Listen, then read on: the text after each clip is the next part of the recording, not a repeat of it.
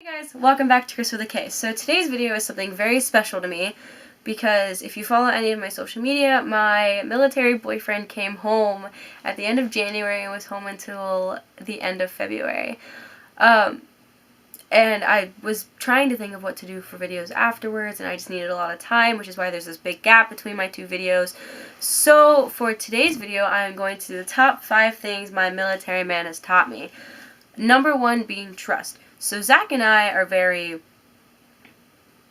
I don't know how to, like, we're different, but we're not too different.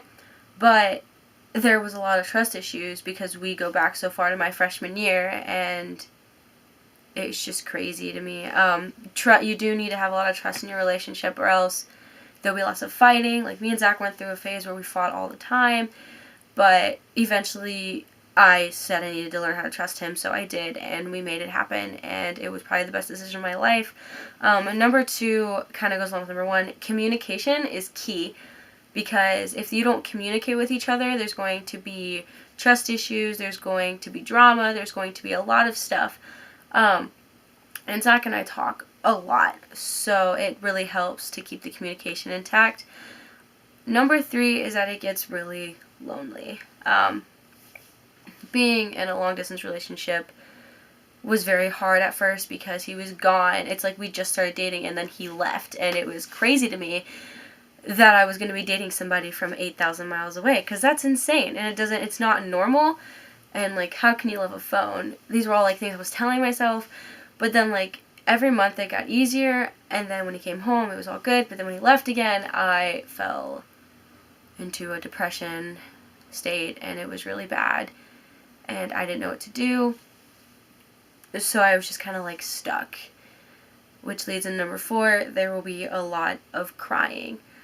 When Zach first left, I wasn't upset because I knew he was coming home, but I just couldn't stop crying for like 2 weeks straight, and then it got easier. So then when he came home, it was wonderful, it was great, we had such a fun time together, but the day he left, there was nothing but tears.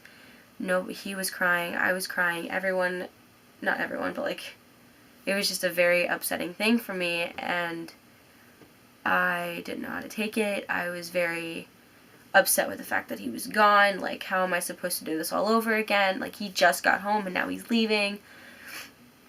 So it's nice to have a support system, though. Like, there's a bunch of military girlfriend groups that I'm in that are really supportive of each other, and it's nice to know that people are going through my situation, but there is a ton of tears because it doesn't get easier.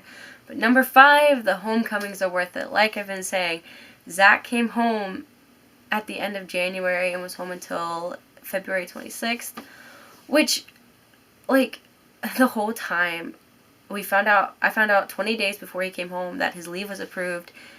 And I was so excited to just talk about it, and it was so nice, like, being able to be like, oh my gosh, he's coming home so soon, like, I get to see him again, like, this is incredible. And I remember sitting in the airport as he was on his way home from Chicago, and I texted him, I was like, oh my gosh, what if you don't love me anymore? He's like, are you crazy? And, like, it was just insane. And then I got to hug him again, and it was like, everything made sense. Like, this is why I'm doing this. This is why I didn't leave. This is why I'm not giving up on us, because the homecomings that we get are so worth it, and I couldn't be able to explain it to you. But that's for today's video. I hope you enjoyed. See you next time.